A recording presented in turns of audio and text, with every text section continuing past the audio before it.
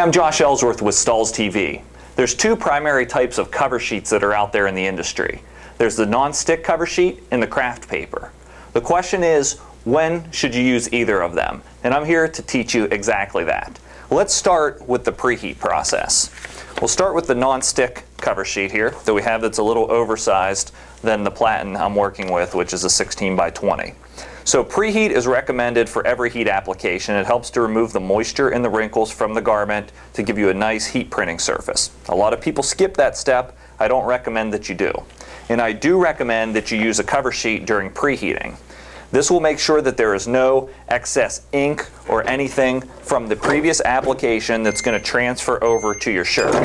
Now, if you're working with a black garment, you can skip this step of using a cover sheet, but especially when you're working with white shirts, use a cover sheet for your preheat, and that will make sure you don't ruin a garment. Next, we're going to line up a screen printed transfer from Transfer Express. This is just plastisol ink. Notice how the paper is completely covering all of the plastisol ink. For this reason, and because of Transfer Express's recommendation not to use a cover sheet, we are not going to recommend a cover sheet for this application. The paper will act as the cover sheet. We simply complete the application.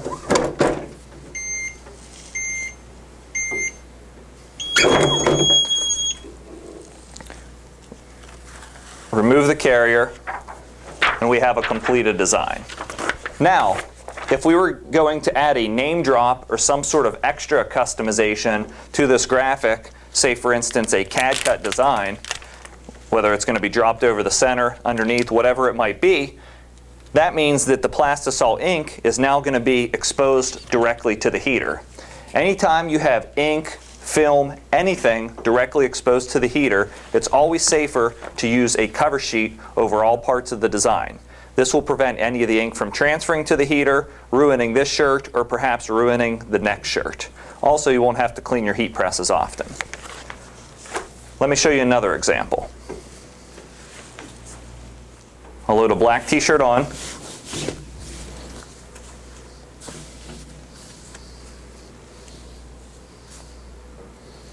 As I mentioned, you can use a cover sheet on your preheat if it's a dark colored fabric.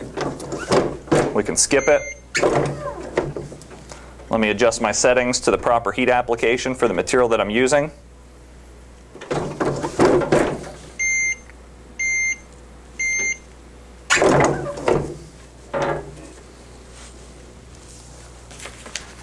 And position my design. We're using a CAD-CUT heat transfer film design, which also comes after it's cut and weeded. It also acts as its own cover sheet with the carrier.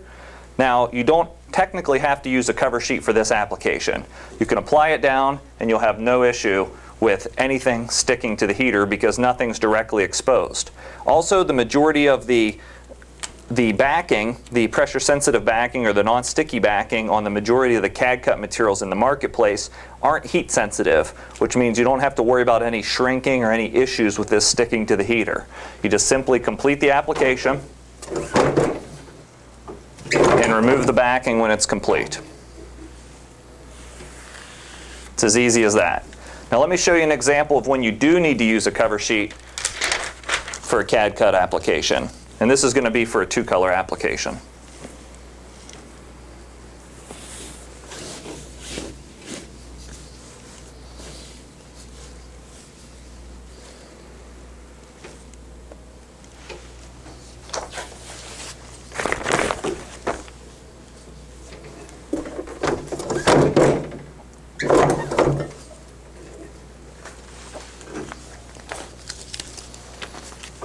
In this case, I have two colors. We have our black background layer, and we have our electric orange foreground layer. We'll start by pressing the background layer onto the garment.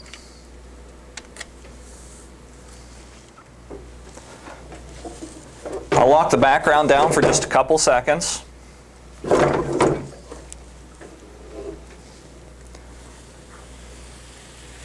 Remove the carrier. Notice how nothing sticks to the heater. And then I'll position my foreground. Now when positioning the foreground, you see all of the heat transfer film areas are exposed to the heater again. For this reason, I need to use a cover sheet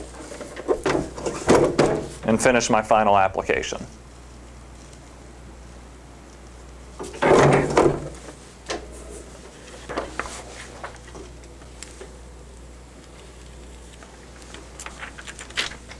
Two more examples I want to give you before we conclude this video.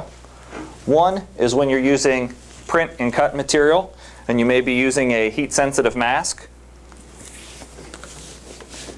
Anytime the mask material that you're using may be heat-sensitive, you do need to use a cover sheet.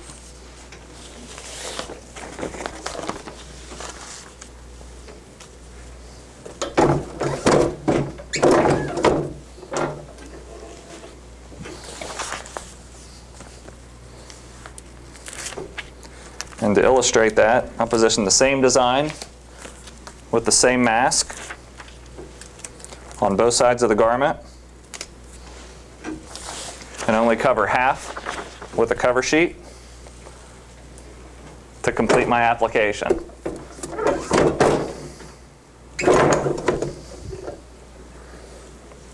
You can see on this side how the mask started to release from the transfer. It actually ruins the edges of my transfers, starting to wrinkle it up.